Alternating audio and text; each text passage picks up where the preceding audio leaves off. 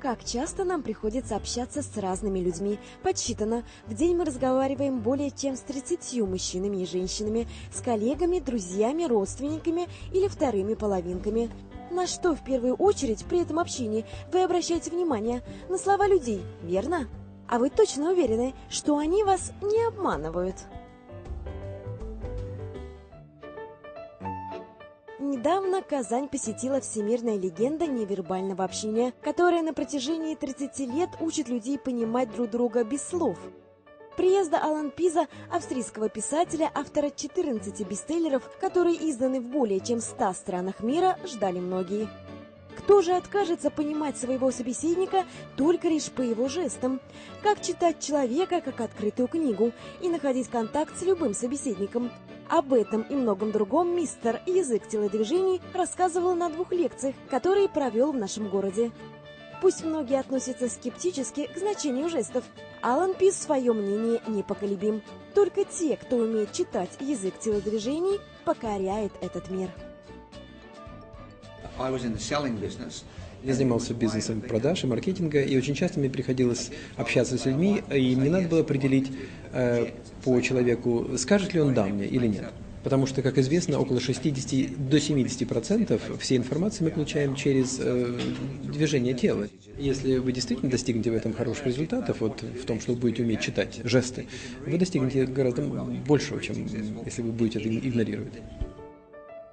Язык телодвижений – это внешнее отражение эмоционального состояния человека. Жестами, осознанно или нет, пользуются все люди, независимо от пола, возраста и профессии. Своя излюбленная жестикуляция есть даже у политиков, которые часто выступают на публике и не всегда говорят то, что на самом деле думают. Вот, к примеру, уже несколько исторических жестов. Большой палец руки соединяется с указательным. Все отлично, дела идут замечательно. Или же с таким же значением жест с поднятием большого пальца. Махание рукой с открытой ладонью. Я рад вас видеть, я для вас открыт.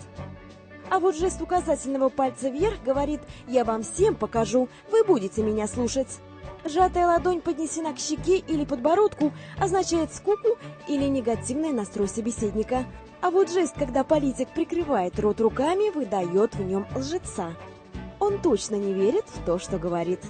Сегодняшние политики, они, в общем-то, напоминают тренированных голливудских актеров. Для того, чтобы вот действительно понять, можете ли вы обмануть человека, надо вот знать 2 вещи. Первое, актерские вот способности, насколько хорошо у вас развиты. В течение какого-то времени вы себя выдадите, вы будете делать какие-то движения, которые покажут, что вы, в общем-то, обманываете. А с другой стороны, очень много зависит от того, кто вас будет читать. При разговоре любая информация передается на 7% вербально, то есть словами, на 38% вокально, то есть тоном голоса и ударением, и на целых 55% невербальными сигналами. Жесты могут рассказать то, что люди обычно не говорят словами. Научиться отличать правду от лжи благодаря сигналам тела можете и вы. Допустим, если ваш собеседник при разговоре потирает нос рукой, он пытается что-то от вас скрыть. Те же выводы можно сделать, если женщина часто улыбается сжатыми губами. Мужчина, что-то говоря, потирает глаза или прикрывает руками рот, скорее всего, он вас обманывает, ему с вами неинтересно.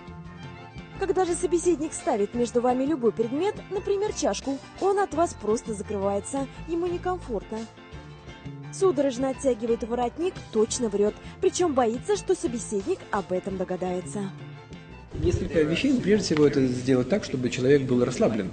Потому что, когда он расслаблен, гораздо больше шансов в том, что он согласится с вами. Это один из методов, который называется отражение, когда вы дуплицируете движение вашего собеседника. Другой момент – это когда вы говорите, постарайтесь, чтобы ваши руки были на виду. Это то, что вот мы сейчас делаем с вами. Кивать головой, когда другой собеседник говорит. Помните, всегда нужно оставлять вариант, что у вашего собеседника действительно просто зачесался нос или галстук мешает дышать. И даже если вы распознали в человеке лжеца, не торопитесь его тут же в этом обвинять. Ложь порой бывает во благо. Но если вы хотите, чтобы вам всегда говорили только правду, научитесь для начала сами быть открытыми с людьми.